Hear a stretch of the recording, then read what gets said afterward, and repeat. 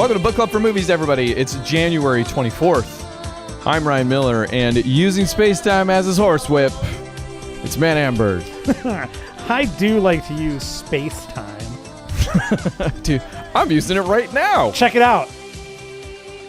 Whoa. Yeah, as a visual medium, all the viewers really understood what I just did, and I'm glad you did. You used space-time. Mm-hmm. What more do they need? I don't know. This is America, and we do that.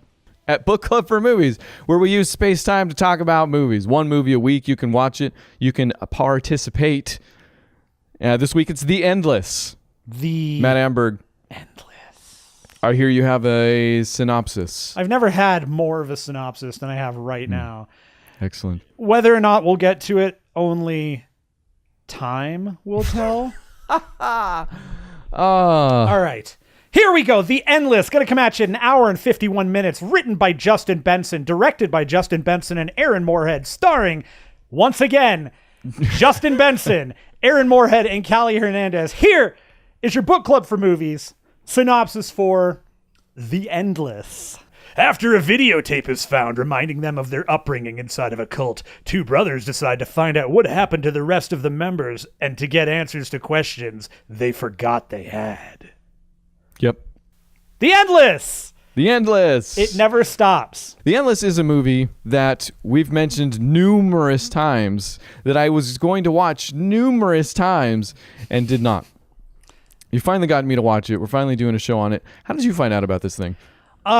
So the two guys that made this movie made another flick that I had seen. You've seen the 2012 film Resolution? Resolution. I just saw that existed 2 minutes ago on Wikipedia. Yeah, so I had caught that, but they had also done another movie in 2014 called Spring. And that was my first introduction to them proper. I found out later on that they had done a segment in one of the VHS movies, so I knew the segment from that too. I just didn't know it was them. So Spring was my introduction to them, and I like that movie a lot. That was a terrific kind of similar to this in some respects, kind of a horror movie, but not really a horror movie. But it's got some weird tension elements, and so when this one came out, I was kind of already tuned into who they were, and I was really interested in seeing what this was. Okay, what is it? It is a rumination on how one lives their life while they are attempting to find ways forward and yet seemingly feel as though they are stuck in the past loop. I like that. It's a very obvious rumination on it when you think about it, but because that's basically... I don't know that it is, actually. I don't know that came across, and this is what the conversation is going to be about. I don't know if it was communicated, I guess, all that well until the very end.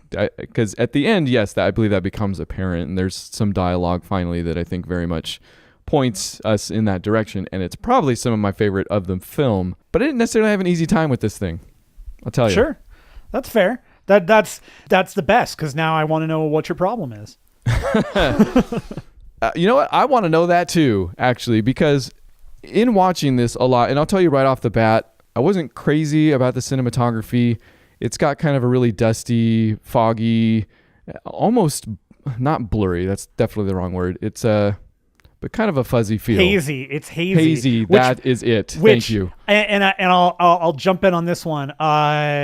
Justin Moorhead, I believe. Aaron Moorhead, I believe, did the cinematography for this one. He did, yeah. Also did the cinematography for Spring, which is very similar. Okay. It's got a hazy feel to it.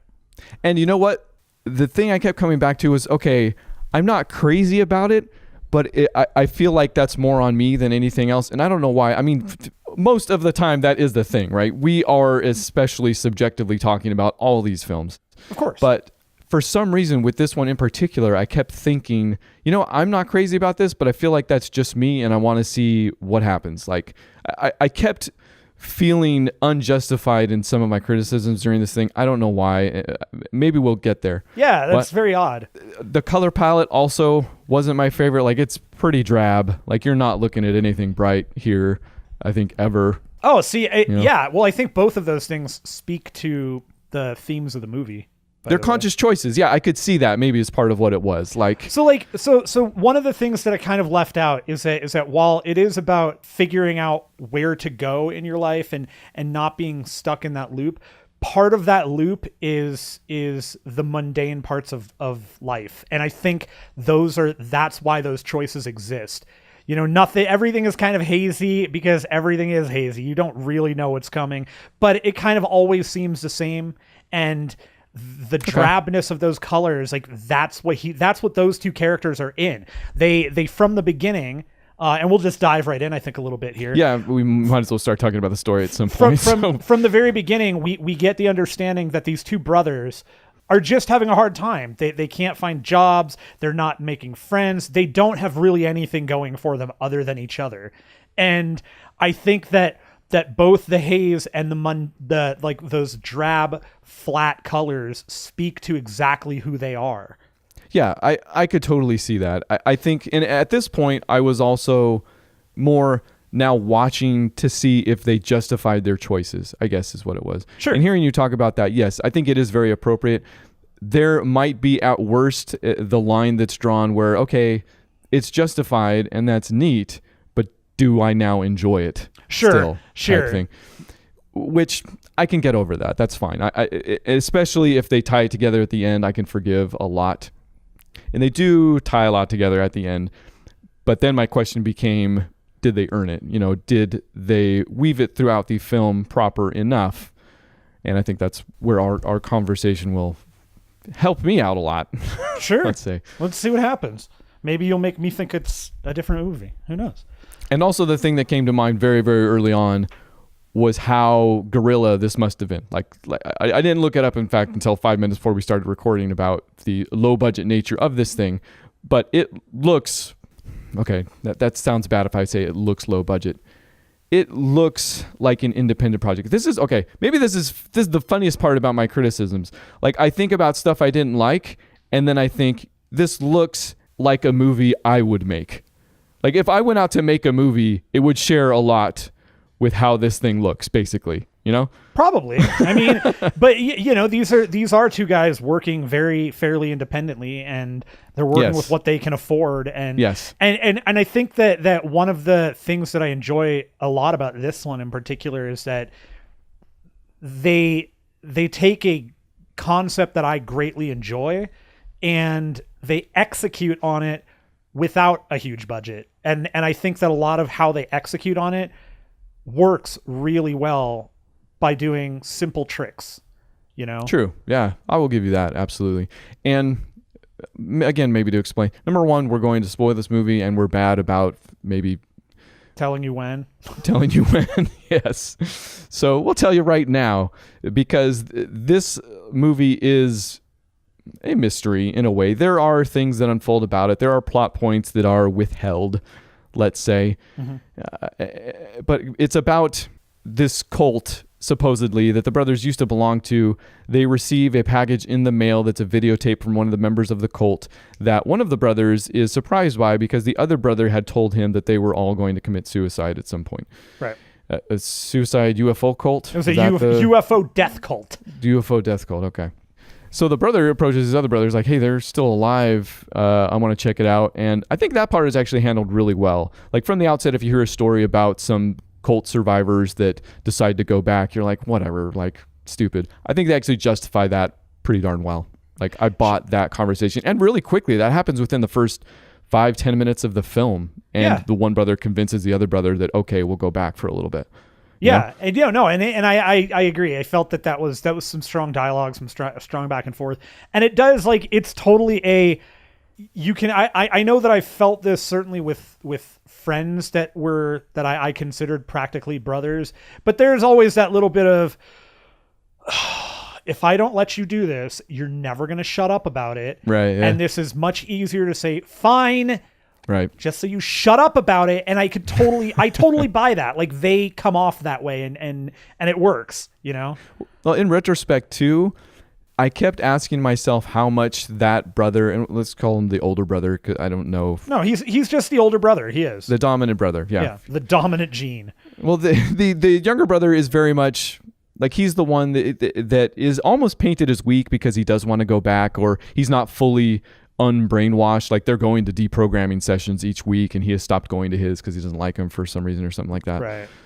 So in any event, the question I kept asking myself was how much that older brother actually knows, because there is a mystery aspect to it, and you get the movie tells you he doesn't know everything, but right. It doesn't tell you how much. It never clearly explains how much he does or doesn't know until much later in the film, and even then, I don't think it's explained expressly enough. And I think it's also a choice, but it strains credulity. Not credulity. Like it's just a fun word to say. It just yeah. Agreed. It strained my willingness to go with the movie at some point, because I feel like they could have. We'll get there. Maybe we are there. That's what we're talking about. No, yeah. You're on the burden of knowledge thing, right? Where it's how does that person know this stuff but isn't saying anything about it? And how much do they know? Because it informs their actions. Like I'm wondering, not necessarily in a good way, if their actions are motivated, because when it does come out that he definitely knew more than he was letting on and had lied to his brother about some things, like he knew they weren't going to kill themselves, right? I think he knew that, and he knew they weren't actually castrated, because that was another thing he had told his brother to. Yeah, the castration thing he definitely didn't know about. And I think that he didn't think they were going to kill themselves, but they always referred to the awakening or the ascension. Yeah. And he made the jump that was going to be a suicide thing. Okay, so yeah, and we'll get there with the brother. I think we need to progress through the story a little bit more. They go back to the location. They meet the quote-unquote leader, although they soon have a conversation about how he's not the leader. They're all kind of just, flat. It's Valve out there. It's just nobody's the boss. It's a flat work environment. They don't make any video games. That's right. They can't count past 2.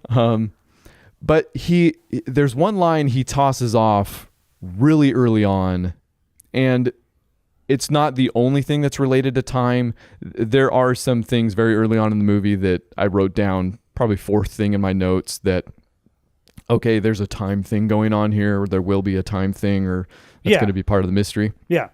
But he tosses off a statement when his younger brother especially meets the girl that's there most often, the Callie Hernandez. Yes, thank you.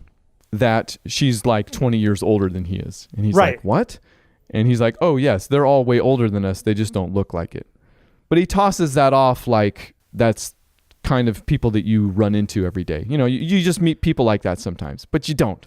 Like that's a huge red flag that's kind of tossed off pretty early on and not really referred to, which I guess maybe piques my interest. But then I'm again asking, well, how much does he know? Like he knows they don't age, but he doesn't know this is actually paranormal, so right. It toes the line. And I guess it might toe it well enough that I'm asking myself these questions, or I think at the time found it more annoying than not. I feel like, and that's fine. Like I understand where you're coming from. I guess especially in retrospect and on the second watch of it, like a follow-up watch, that stuff doesn't set anything off for me. And I think partially because I think you're right. He doesn't know everything that's going on. He knows that there's something not right, but he can't put his finger on it. And I think that those things are portions of that character and how he tried to make their lives work outside of this. And of course, show don't tell. So, all headcanon at this point, but he tells his brother everything he can tell him, like in the worst ways, so that he'll never want to go back. Yeah. Once he's already made up the decision to go back, nothing he says to him is going to change his mind. He knows at that point, he just has to deal with it and see it for himself. And I feel like that line is one of those things where he knows, but I don't think he knows why, and I don't think he understands how. He just knows and he's accepted it. And there's no point for him to try and say, don't you get this? Because he doesn't get it, for one, and also it's not going to change the younger brother's opinion. And I think that's the overall effect of it, is that, and maybe that's why I bought them returning more than I didn't, because you do know, like, there's no question that he knows more than he's letting on. I guess it's hazily communicated. Sure. Which makes sense, now the more we talk about it. Again, maybe I just didn't enjoy it at the time, but eventually they do get to some very express moments where, in talking with the quote-unquote leader, because that group, the cult, is very vague, is the haziest part of the film, possibly. And I do enjoy that at numerous points, they ask him to not be hazy, basically. They're like, hey, he says, you're speaking in metaphor a bunch. Why don't you just tell me, like, why don't... Just be clear. Yes, why don't you just be clear? And they do this, I want to say 3 times at least. So I did enjoy that. I don't know if it got sold, because the answer that they repeatedly get for asking him to just be clear about what's going on is that they wouldn't believe him if he told them. Which, okay, yeah. I mean... That's the kind of answer that works the first time, and then the second time you do actually tell them. I think he gives them that answer twice. And even then, it's not... I guess I would have appreciated it more if they kept it within the confines of, I'm just some starry-eyed cult leader. Yeah. But the fact that he gives an excuse like, I could tell you exactly what's happening, but you just be like, no. Even though, like, enough weird stuff has happened already that I feel like I would have gone with them at least. I'm ready to buy into it. So well, I think that goes back to that goes back to both of their Aaron leaves as a younger kid and is told all this awful stuff. Justin leaves telling Aaron this stuff. He doesn't quite understand everything that happened either. So why would he be willing to, especially Justin, like, why would he be willing to even listen? He's already made up his mind that whatever's going on is bad. That nothing's going to change his mind. Aaron's more open to it, but even Aaron is still in that, like, I don't know what's happening, and he's being pulled in 2 different directions. And even then, he's not even really being pulled in 2 different directions. He's being pulled in one direction by one person. The rest of it is him trying to figure out whether or not he still wants to be there or come back to it. Yeah. I mean, I none of what you said, like, I can disagree with. It's just... It's not there. It's a reading that is supported by the movie, even if it wasn't my reading. Right. No, and that's the thing is you got things out of it, like, you fill in gaps in a different way than I do. It's every movie in that way, kind of. Right. And that's why, we'll have different movie, we're gonna diverge on things. But I think we're getting closer to something here. Let's keep going. All right, I'm looking forward to it. Let's hit it. Let's not end the show yet. So they continue on. Like, their stay has lengthened into 3 days from 1 day, I think. Yeah. And it builds and builds until it results in an explosion. The actual face-off wherein the brothers, like, it's where the younger brother finds out that the older brother's been lying to him in some respect. So there's kind of, which I didn't quite. It comes on the heels of a tape that they find, which is, so the movie is kicked off by them finding a tape that was mailed to them from one of the cult members. Okay, so the first videotape that they actually get, nobody sent it to them. He brings it up. He actually mentions it because Callie Hernandez and the leader of the nobody cult, from the camp sent it to them. The brothers receive it in the mail. Right. Nobody sent it to them, though. There's no reason for them to have received it. And the assumption that Aaron made was that the cult sent it to them. And that's what starts off his need to go back, was to find out, oh, they're still alive. Well, that's weird. And then as they're at the camp, like you said, more weird stuff is kind of happening. And then a Polaroid appears out of seemingly nowhere with a picture of a boat in a lake, if I remember correctly. They can't figure out what it is. And then Justin, I think, finds out, or is told, go find it. The leader tells him that's probably where it wants you to go. Oh, right. Because they keep referring to this entity as it. Kind of. Again, it's very vaguely referred to as an it or an entity or a thing or a force by the leader. It's not straight out, which I guess at the end we don't really get what that thing is anyway, so that's fine.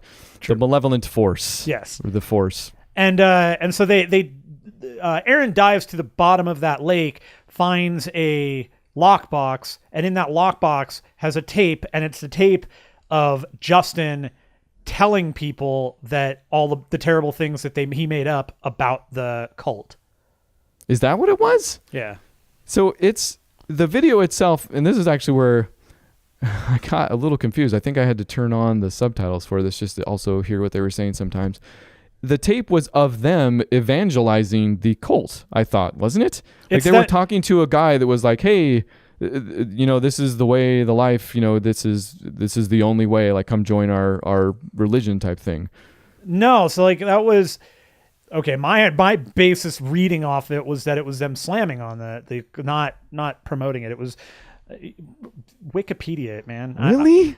I am 99% sure. It's okay. I mean, there's stuff with time here, but they have long hair, so this takes place in the far future or the far past. I think we assume the past, and it's the two brothers, and they're talking to a stranger that we meet later in the movie, but I could have sworn they were like missionaries for the cult at that point. They misrepresent the cult, and they misrepresent the cult to get themselves out of it. Okay. All right. Well, I have to go back. Like I'm completely lost and/or on the opposite end there. But in any event, that's what causes the explosion. That causes the older brother to be like, you know what? I'm out of here. We stayed long enough. I have to leave. And he leaves right then, right? Isn't that where the separation occurs? That's when they separate from each other. Right. Yeah. Yeah. So he goes to the car. The car won't start. So he goes off on foot. And at that point, it turns into kind of what I wish the entire movie was. He starts traveling and gets caught up, and maybe it's because this is where they explain what's actually going on a little bit more fully, which even still, I had to keep going back. Like I rewatched portions of this thing. It's, again, this is probably just me. No, I doubt it. Probably having an issue here. But I had to rewatch portions. I had to turn the subtitles on to see what was actually being said. Basically, he goes and wanders. He sees a bunch of mysterious things, but gets to a shed where he sees a guy that he's seen on 2 other occasions, but just ignored him. And he opens the shed and finds that guy. He has hung himself, but then the same guy also approaches from outside and starts talking to him. And that's where we get the number one, the line I started the show with about the horsewhip and all that, because the dude is backwoods type person. Sure. He tells him in no uncertain terms what is actually going on. And even then, I didn't understand fully. And I think I at least had one main question. But basically, spoiler, you're looking at a bunch of different time pockets that loop at different intervals.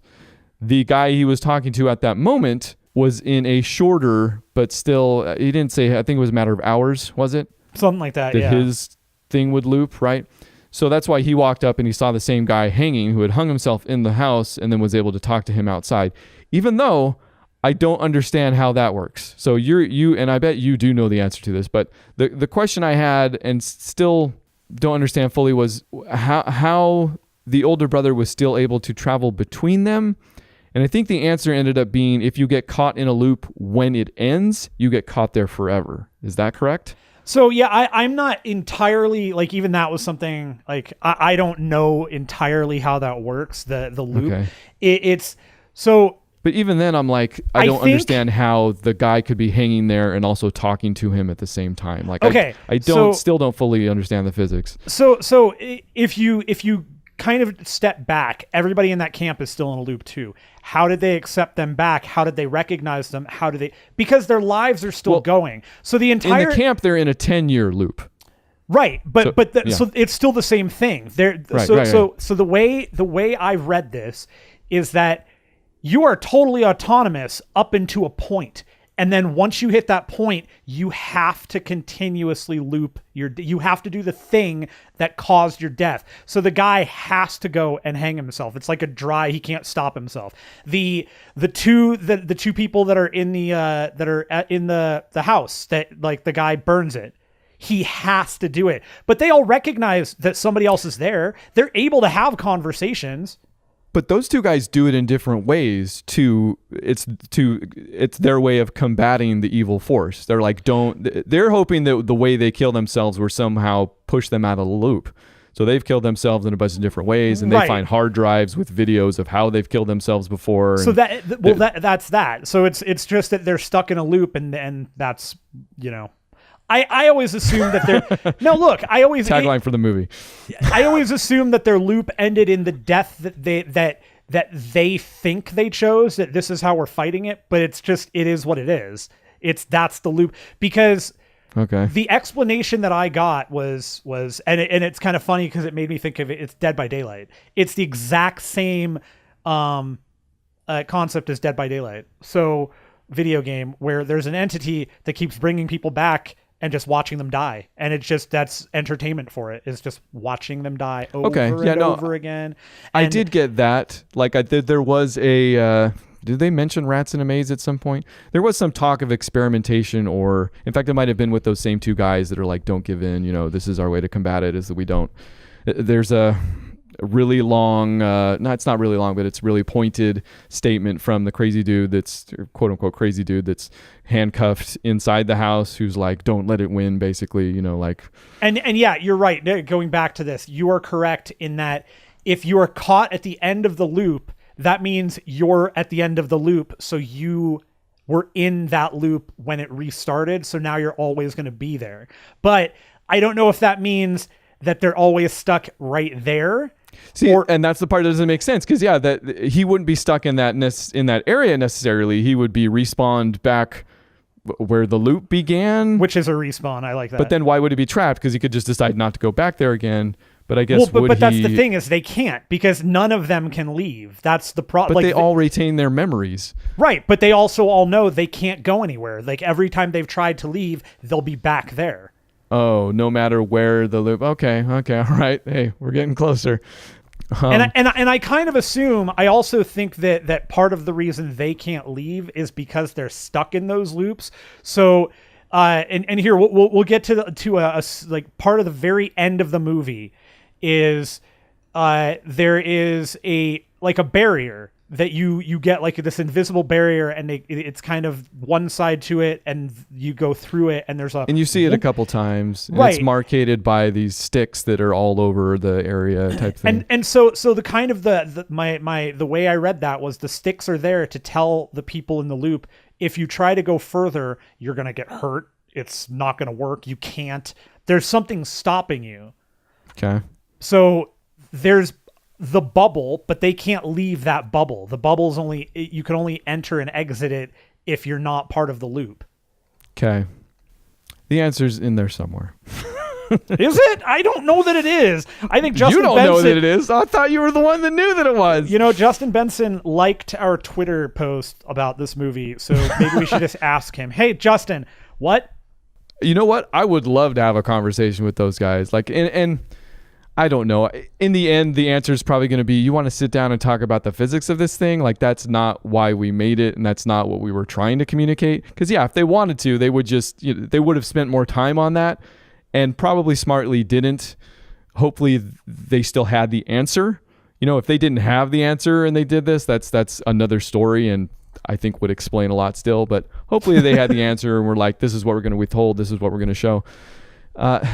In the end, it ends up also not being terribly about all that, because the brother decides that he wants to stay. You kind of saw that coming. I mean, he did also kind of say it a few times, the younger brother. The older brother decides, okay, I'll let you make your decision here, to which the younger brother says, okay, we can go. That's all I wanted, was for you to trust me. And that dynamic is set up, and it's definitely addressed. I don't know why it feels still a little unsatisfactory to me. I totally know why. It's why? that this is the one part of the movie that does kind of bug me. Okay. Because for as quote unquote earned as it is, it's totally unearned. And I think you're stuck in a time loop. Like, no, yeah, right. So I think that Justin's reaction is the earned part of this, where he has dealt with this, he's tried, and he finally sees that, okay, I can't do this. I don't want to be here, but that doesn't mean he doesn't. I can accept that. Justin comes to grips with the fact that Aaron wants to be in the loop. literally wants to be in the loop. He wants to know what's going on. Does understand it. Yeah, they if I want to say at this point in the film, they understand what it is. He understands what it means to stay there because, and maybe we should mention this, they came to the camp because their family got in a car crash and the people from the camp brought them in. So they're not in the loop yet, and they had left before the first 10 years, it seems, so didn't get stuck in it, but they came back right as that 10-year loop was about to hit. So they understand at this point, it seems, that if he decides to stay there, he's going to get trapped in the loop and just be there forever. And then they have a conversation about who doesn't want to live forever and stuff like that. So yes, the decision is there, and I also agree that the older brother is set up enough, like he is overbearing throughout the course of the film. He is set up as somebody that believes he can't let his brother live for himself in a lot of different ways. And it's smartfully wrapped in this, whole cult and deprogramming and brainwash type thing. Because I mean, not only do you believe that character, you believe his reasons. Sure. So that's actually good. When the brother is finally like, okay, he makes that decision, and then he's like, okay, yes, he's like, you got to do what you got to do. I trust you, even though I don't agree. You got to do it. And then he sits down and is like, but I guess that means I can't leave either, because even though I'm letting you make this decision, I'm not going to let you make it alone, type thing. Right. And so he comes to kind of grips with that, knowing that he doesn't want to be there, but it matters to him that his brother, he has always made the decisions for his brother. So maybe it's time to let his brother make decisions. Right. And so but the issue that I have is the opposite direction, is that Aaron then goes, okay, well, we can go now. Right. Yeah. It happens a little quick. It is also a little too consciously, like he was literally just waiting to be like, I got my way. Okay. Like all of a sudden he's attributed this level of consciousness and togetherness that it was part of the plan the whole time. Like he understood that as soon as he could, No, it's petulance. Like maybe even that. Yeah, without the attitude of petulance behind it, but it's like a very petulant thing to do. The I'm going to do this until I get my way. So what you're saying is that if at any point Justin had just said, "Okay, I get this. You do what you need to do. Like you don't have to do the laundry today." Oh, cool. Well, I'll stay here with you. Right. And like I said, I do think Justin gets that build and earns that ability to say, you can do what you want and I will do what I think I need to do, what I want to do. But I feel like that also they could have been working on that further earlier in the movie, especially for the runtime on this one, because we're almost at 2 hours. And I think that the runtime is used effectively.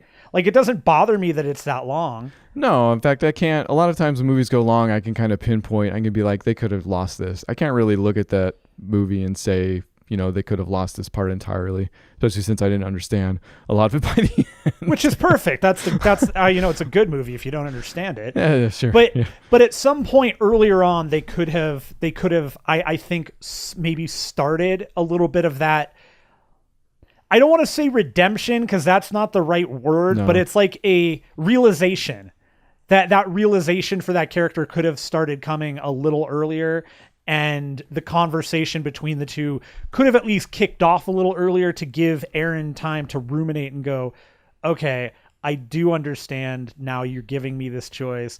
And I mean, I guess maybe that conversation would work out better if they had a conversation similarly previously, except Justin was, I'm on my way out, I'm leaving.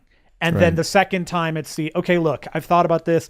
If you're staying here and this is what you want, I have to be here with you. That's what matters to me. I think unearned is the term that you use that I would agree with the most. And it's, in a lot of ways, it's the hardest thing. It would be the hardest thing to do about this, because it ends with all that brotherly stuff in a way that I feel like wants to say it's been about this the whole time, but not enough is done over the course of the film. Like there's just too much of the film before that is only seemingly focused on what the heck is going on. Right. And they're both kind of competing with each other.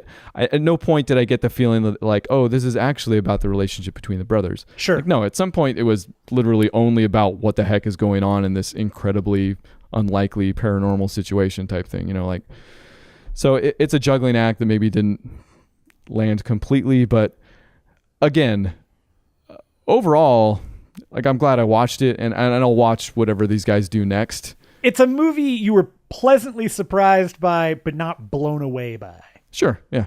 It's a good movie.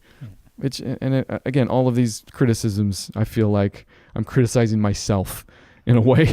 I don't think so. Look, I mean, I kind of get that, but on the same token, this right here is exactly why I wanted you to watch that movie. I knew you were going to get something different out of this. I knew you were going to see. You got me. Something completely off that I wouldn't, and your view on it is very different than mine, and I love that. So, the book club for movies, everybody. I'd still give it 39 stars. Yeah, out of 43. Good. It's not too bad. Good movie. Yeah, it was a pretty good movie. What's going to be the good movie next week? Oh, wait, I know what it is. Uh-oh. Here we go. I saw that, just flipping through my movies, I saw this, realized I hadn't watched it in a while, realized that I really, really enjoyed it when I did watch it, and I think I've seen it twice in rapid succession back when I did watch it. I'm A, curious how it holds up, B, really excited to go deeper into it than, man, I really like this, and have a discussion, as it were. It's my Endless, Matt, is what it is. I can't wait. It seems like your introduction is endless. I want to watch Hannah. Okay. The action movie, right? Yeah. That has, is it Saoirse Ronan? Oh my gosh, is it? Is that her? I think you're right. I literally have not gone. I just saw it on my movie list and was like, oh, I want to watch that again. And I know that it holds up to a movie for bad or good at this point, but man, is it her really? Yeah. Wow. It's Saoirse Ronan, Cate Blanchett, and Eric Bana. Isn't there a Skarsgård in there too, I think? Let's see. Here's a fun fact. Never seen it. Oh, what? Yeah. Oh, man. It. Oh, God. Okay. Jason Jeez. Fleming's in it, though. Ian Fleming's? Jason Fleming is a guy that if you tell me he's in the movie, I will universally watch that movie. All right. Well, you will universally watch this, and I hope everybody else does as well. It's something that you should watch and message us about on Facebook, Twitter, podcast at bookclubformovies.com, and we'll talk about it next week. Let's do the rest of the show. Matt, what else have you watched this week and want to talk about? Yeah, I'm not going to, again, 2 weeks in a row here, I'm not going to go down my weird little list of doing all the introduction stuff. I just don't have that stuff prepared. It's funny because I've never done that for my movies for the rest of the show. I know you like to do it, so it doesn't matter. But yeah, I know you haven't. I know that. I think it's okay, so. It works out. I've got a couple of flicks here. The first one is a movie by Takashi Miike, which means it's going to be Japanese and very violent, usually with horror aspects. This one was called Dead or Alive. Oh, I love that game. Yeah, it's pretty good. I've never seen this before, and it was on during Thanksgiving. Joe Bob Briggs on Shudder did Dinners of Death with Joe Bob, and this was one of the ones I had never seen, and actually that was the only one of the group I'd never seen, and I decided to check it out and watch it. I like watching the movies with his commentary and stuff. The one thing he started off the movie with was the explanation that Western audiences for horror and action are very, very, very, very different than Eastern, especially in Japan. Sure. And he prefaces it with the fact that this is a very Japanese, very Eastern movie.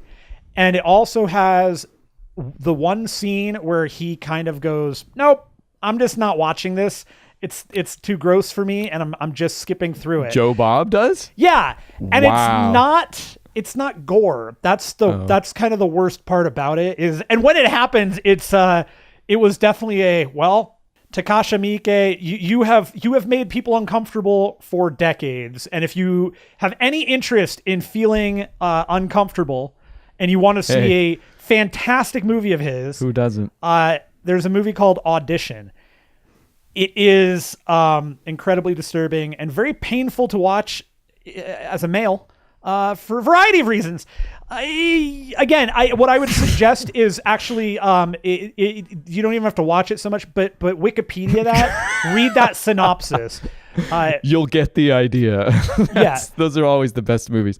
Just read about it. So Dead or Alive is actually real fun kind of action horror movie. Lots of weird gore shots to it, but it's about a a Chinese Chinese Yakuza member Okay. and a Japanese cop that are fighting each other, or they're working together to fight the Japanese mafia, but they're not working together. They're like they're it's Heat. Twist. It's like Heat. Except, Wow, this is getting weird. Yeah, it's but it's way gorier, and the sequence which grosses him out, by the way, has to do with a bathtub full of you know what? I'm already grossed out. Actually, does he take a shower? It's a bathtub, but it's filled with human sewage. Is that the best way of putting it? Sure. You know, hey, I've watched a CSI or two in my day. You know how you know that old nursery rhyme thing that you learned in school to conserve water. If it's yellow, let it mellow. This is the part that you were supposed to flush down.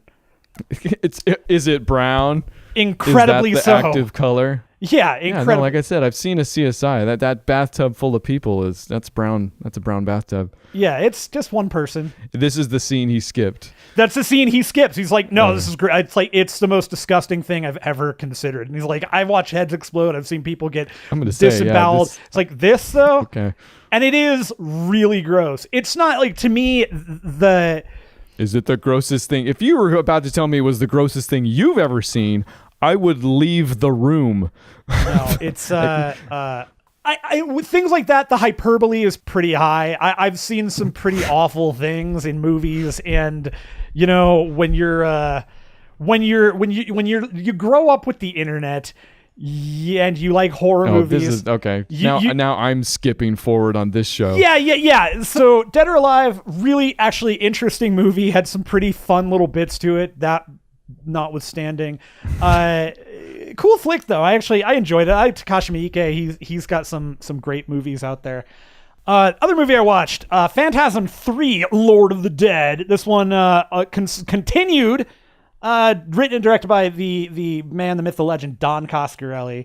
Okay. Stars all the same people from 1 and 2, Reggie, Mike, Bill Thornbury is Jesse, or Jody, I mean. Phantasm 3 is such a weird sequel because it is totally it takes the first two movies, which were already a little iffy in terms of what's going on in general, and just kind of shoots it off into space and says, you know what? We'll figure it out down the line. Do they? Kind of. So the thing the Phantasm movies have always done is they've always picked up immediately where the last movie left off.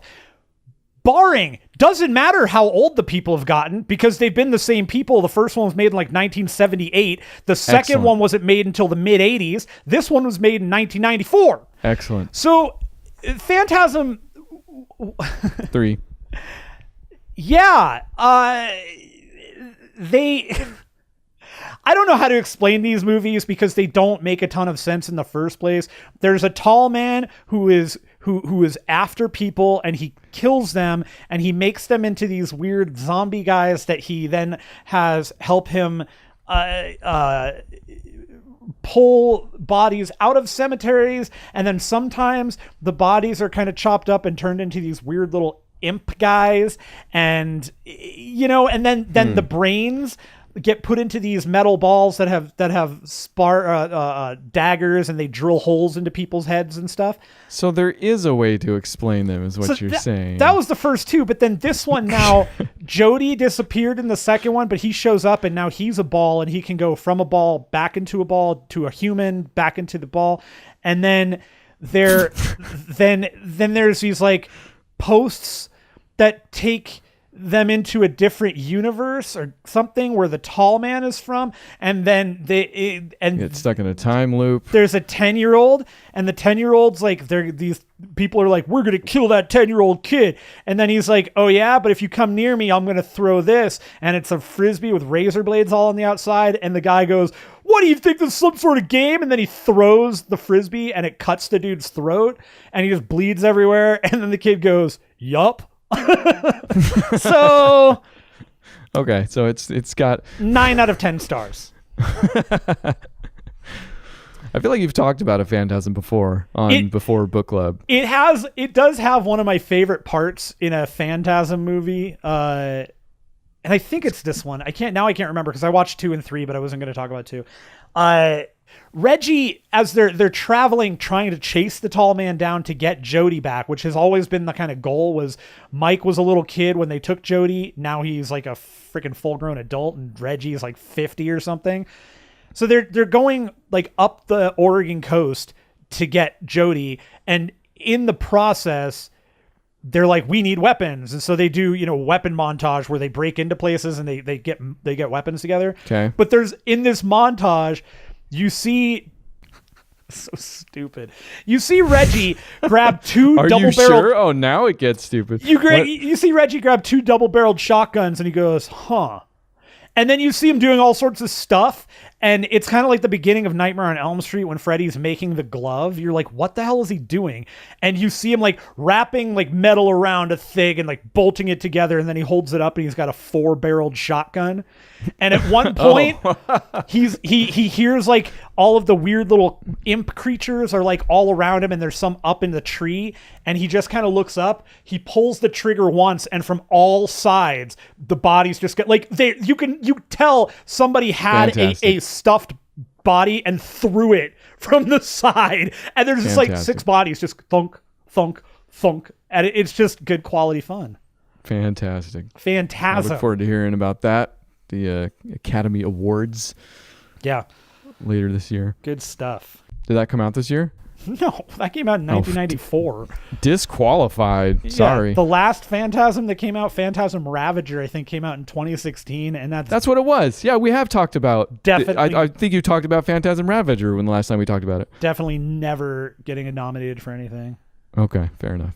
It's the only one that was not written or directed by Don Coscarelli, which leads me to my final movie. Please. I'm not gonna dig into this one too much. Okay. Another Don Coscarelli flick, one of my favorites, Bubba Ho-Tep. You ever seen this one? Oh, no. Bruce Campbell, Elvis impersonator, and or actually Elvis? Am I? Yes. Yeah, yes, okay. So, have not. Bruce Campbell and Ozzie Davis. Bruce Campbell is Elvis. Ozzie Davis is claims to be John F. Kennedy. Ozzie Davis, by the way, being a old black man. So it makes sense. This one was written and directed by Don Coscarelli also, and it is totally it's the true story of what actually happened to Elvis. And Elvis and John F. Kennedy are in an old folks home, like a rest home, and a mummy shows up to the care facility and decides to attack people there because mummies are like, hey, I'm old, let's go kill old people. Have always wanted to watch it, actually. It's very entertaining. It's top quality, good stuff. It is totally the movie that Bruce Campbell is asked about the most in terms of getting a sequel that is not Evil Dead. Oh, okay. Evil Dead is always the number one thing, but the second most common thing he's asked about is Bubba Ho-Tep, and the fact that they had an idea for a sequel. It was something Coscarelli was ready to write, Bruce Campbell was ready to do. It was going to be called Bubba Nosferatu, and who ruined it? Nobody would give him money. They could not get funding for it. Everybody ruined it. Yeah, the fact that you're not willing to give Don Coscarelli money for Bruce Campbell starring as Elvis fighting Nosferatu. Is he still around, Coscarelli? Yeah. This sounds like an auteur that I should dip into. Coscarelli is kind of interesting because he just doesn't have a ton of movies. And yet his oeuvre, as it's pronounced, sounds pretty compelling. Yeah, he's got some, whatever that is, Hoovers. Hey, I've got a lot of movies to make up here. Can I shoot a few at you? I'm not going to get through my list. I'm still making up. Well, yeah, let's cap this here. Okay. Making up for lost time here. I watched a lot of movies over our break. I got through maybe half last week. Not going to get through even half of the next half this week, but I'll throw a couple others at your feet. Okay. Especially since they're your fault. Mm-hmm. I watched Manhunter finally. With Brian Cox and playing Hannibal Lecter. William Peterson. William CSI Gil Grissom Peterson. Yeah, he plays what's his name? I do not know his name. But he man. plays a detective who, this is the movie adaptation of Red Dragon before the movie adaptation of Silence of the Lambs, right? And is that actually did Red Dragon come out as a story before Silence of the Lambs? Yes. So Red Dragon was the actual first Hannibal Lecter book. It makes sense now. So they made Manhunter based off of that. Will Graham, the famous detective Thomas Harris uses more than once. Will Graham. So this is the first story where Lecter's been caught, I think. Yeah, he's already in jail at this point. And Will Graham is the right. So we don't get that part. That part wasn't written yet, how he got caught so much, but we know that Will Graham caught him, and Will Graham was really not happy about doing it. Here, yeah, I'll tell you about Manhunter. Manhunter's a Michael Mann movie, an early Michael Mann movie, although Michael Manhunter. Why didn't I see it? This is after Thief, so in some respects he's peaked in a lot of ways. Manhunter, in a lot of respects, it seems like a Michael Mann student film. Sure. I mean, you can absolutely tell it's a Michael Mann movie, but I think that combined with Peterson's performance, there's plenty to appreciate, especially Tommy Noonan, for one. Gotta love him. But especially through the lens of what Michael Mann has done since. Mm-hmm. This still stayed a little rough for me, and I want to say a lot of it's just so serious. Yeah. It is so self-serious, and to the point where it doesn't always not be silly. Right. There's no respite in that movie. Like there's no respite. It's a constant go. Like, people are so cool. They don't look at each other when they talk, because he's a profiler. He's an investigator that's retired after he caught Lecter, and there is a really cool thread that I would imagine exists in the book, and is probably why this franchise did pop off, in that he got into Lecter's mind so that he could catch him. And in a very small scene, because he only interacts with Lecter, I think, twice in the movie, maybe, Lecter rightfully calls him out and scares him by calling him out, or calling out the fact that he was able to catch him because they are alike. Right. That I can see that theme being interesting. It's just so serious here, and by the end, it culminates in that final scene to the tune of In-A-Gadda-Da-Vida. Where he breaks through the window, and it's all very cool. Like, there's a moment in there where you're like, yeah, I can ditch some of whatever my hangups are and be like, this is cool. And then think about it a little bit more and be like, man, it's like when you try to do something so cool and from a distance, you're like, it's try hard is what it is. Sure. That word. It's a little try hard. I think is what it comes off as sometimes. It's still a better movie than Red Dragon. Oh, really? Okay. Well, I'll take your word for it. That was 100%. It was a capitalization on Hopkins. That's all it was. Yeah. No, I got you. And it happens. Like, it happens all over the place, stuff like that. What this movie did specifically to me, though, is it had me dipping back into Michael Mann. It's been a long time since I've seen any Michael Mann stuff, so I was like, man, I was like, man. With two N's. Because Manhunter does keep with a lot of Michael Mann's themes, wherein he likes to delve into the personal life of these characters from still very Hollywood type stories. Yeah. Like the idea of an investigator interviewing with the cannibal that he bought to capture a new serial killer. Like, that's Hollywood through and through, right? Right. And then what's the investigator's home life like? And why does his wife not like him for being a detective and stuff like that? Very common themes that you might recognize from the other movie Michael Mann probably can't get away from, which you already mentioned, which is why I thought it was weird that you mentioned it. But I had to go back and watch Heat. It's so good. It's so good. Happy to report it is. Yeah, that movie I don't think that movie will ever not age gracefully. Like, that movie is going to always be good. It's a balancing act, though, I'll say, because he does try to do a lot of the stuff he did from Manhunter. And it's almost surprising, because 40 minutes in, you look at it and you're like, okay, what are we doing here? I've got 2 hours left. It's insane how much of a soap opera it is and still works. Again, it's a balancing act in a lot of ways. I'm not sure I could tell you 20 things about why it's better, But I can tell you two things are Pacino and De Niro, who absolutely turn in the performance, big surprise. It's a weird movie too, by the way, because of how long that movie is, you actually can see Natalie Portman age. In all seriousness, the movie wouldn't work if it wasn't that long. And I think that's one of the successes, because a lot of the times you look at, like, if this had cut all the fat and was just that story without spending the extra 20 minutes with the home life stuff. And when I say soap opera, I'm not trying to be derogatory, and it doesn't ever, like, it's still operatic, some of that stuff. But if that wasn't there, that movie wouldn't be the triumph that it is. The fact that it keeps you there the whole time, that it keeps me there the whole time throughout some of that stuff, and how that feeds back into the final act deserves all the praise. And revelation headline for this week. And as you mentioned, and I would be remiss if I didn't bring it up, there's some fun trivia about there's some good trivia in there about ad libs and improv stuff. Oh, really? In particular, one of the best scenes in the entire film, De Niro and Pacino at the diner sitting across from each other talking. There were chunks in there that were totally improv, and they played off each other because they're professionals.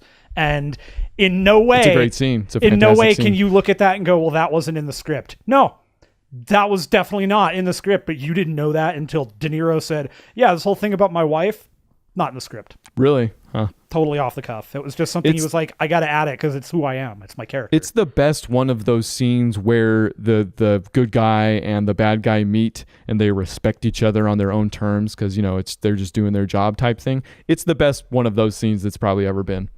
Oh yeah, no, I agree. And you go back and you look at the few times those two people were in a movie together. If I remember correctly, that was the first time they shared screen time together and actually had dialogue. It could have been. I mean, the easy answer being because they themselves are competing for the same roles. Like, that's why people get them confused, is they're the same. Which is so crazy. Like, there are so many things I can't see the other one doing. Exactly. Yeah. I could never put Pacino in Taxi Driver while De Niro is in Dog Day Afternoon. Like, those don't work. See, I would say Pacino works better for Taxi Driver than De Niro works for Dog Day. I can't see it. There is a moment in Heat also where, speaking of prisons, some guy says Attica to Al Pacino's character on the phone, and they don't even wink at the camera. Like, anytime, I always imagine it's like it's going to be that Angie Tribeca thing where somebody says it, and then in the background, just very faintly, you hear Attica. Keep it moving. I also watched Sicario, Day of the Soldado. Such a dumb name. Just call it Sicario 2, or just call it Day of Soldado. I think it's lose-lose, because number one, it's one of the most confusing sequels of all time. Don't make a sequel to that movie. So, why? What would you call it? Anything? Sicario 2 is almost worse if you think about it, because you're like, oh, it's the sequel. It's not the sequel. But what if you do Sicario, 2, TOO? Yes, actually, then yes, you found it out. Perfect. Watching the movie doesn't keep it from being one of the most baffling sequels of all time. There are good points to it. It's kind of one of those things where, why did you call it Sicario? Except maybe I can see why, because they wanted to keep Josh Brolin's character, who is a compelling and pretty great character to watch. They end up not doing a lot. What made the first movie great was also Emily Blunt's character. Yeah, huge part of it. She's the protagonist. She's the way you get into a movie like that. Like, she is your proxy, which they needed kind of someone like that for that, to tell the story in the way they were telling it, and to tell that story specifically. Yeah.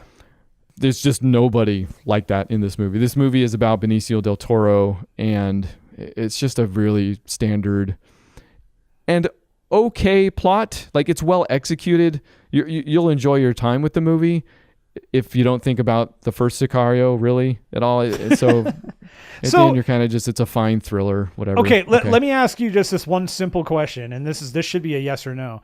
All right. Does this movie, so I know that at least part of it has to do with Del Toro is told to kill somebody but doesn't kill them or something, or won't kill the daughter, and then that's why Josh Brolin's coming after him. But is Is it the people, like, is it the daughter from the people he killed in the first movie, or is it just like a totally separate story altogether, has nothing to do with the first movie, just the fact that they're the same characters? Something happens that causes politicians to go to Josh Brolin's character, a character they know can quote unquote get things done, and basically give him carte blanche to, I believe, get the cartels to go to war with each other. Right. And okay. It's done, I think, under the guise of terrorism. They find prayer rugs, which, okay, yeah, ripping topical from the headlines here a little bit, yeah. They find some prayer rugs in the desert, so they're able to use that as an excuse to, and I believe it might have been the friend of a politician that was executed, so he wants personal revenge. That's what our country is doing right now. Our idiot president is trying to Day of Soldado us. He probably saw this movie and went, oh, here we go. I got it. The disappointing thing is there are some lines between Brolin and Catherine Keener that get at what this movie could have been more about, like the first movie was. Mm-hmm. But since they didn't have Emily Blunt, and since they didn't have even Josh Brolin for the last half of the film, it's basically just Benicio del Toro trying to rescue this drug kingpin's daughter because he can't kill her because that's how his family died. So he's got some scruples at the end here out of nowhere. And then it's just, can he get away? So it's him and Brolin pitted against each other. It's fine. Like the fact that I can't remember it just speaks more about kind of the boilerplate issue of it, and it's done in a way like a Sicario movie. Like there's very few words. It does tell the story mostly in images. There are good things to it, but it's kind of like you get the feeling like they're like, well, this is how they did it in the first movie because it's none of the people from the first movie. Like Deakins isn't the cinematographer here again, so it's Deakins, is it? Roger Deakins, yeah. Roger Deakins, yeah. Anyway, if you get curious, sure, you'll have some fun, but don't go in for a Sicario or anything. I won't. If I'm going in order, I'm gonna say a movie that you're gonna want to speak longer about. Let's do this as our last one. We got to wrap it up. Okay. This is the last one? Yeah, because I gotta go. Oh, all right. I watched Blue Ruin. He's removed himself from the situation, folks. I told you. I don't know if this works for a last one. No, it doesn't. Okay. Well, come back to that. You know what's weird? I'll tell you what's weird. No. Let's just do it because now we can do it because what's weird is that after watching this, I took one note, which even for these Day of the Soldado, I got 4 notes. I took one note that said I didn't note much for some reason. It's great, obviously from the guy who made Green Room, which I probably like better, but Blue Ruin is fantastic. It's really, really good. There are also very few words. The performance turned in by the few actors that are in this movie. I mean, it's mostly Macon Blair, right? Yep. Yeah. Is great. Like he is that character. It's good, man. It's just not much happens. Like it's strong filmmaking, like through and through, to get you through that thing. Jeremy Saulnier, man, that guy is up there for me. Everything he does. Hold the Dark on Netflix. Check it out. Is that his new one? I heard something. I think that's what it's called. Hold the Dark. Yeah, like my issue with Hold the Dark is not so much the direction on it as it is that it was it's an adapted story that's written by Macon Blair from a story that exists, and yeah, you can tell the difference between things that are their own, right? And I want Jeremy Saulnier to do his own things. I would much rather see another Green Room, Definitely. Yeah. Hey, we did do it on Book Club for Movies. Thanks for hanging out, everybody, and always, we'll be back next week with Hannah. Don't forget, and see you next week. Sounds good.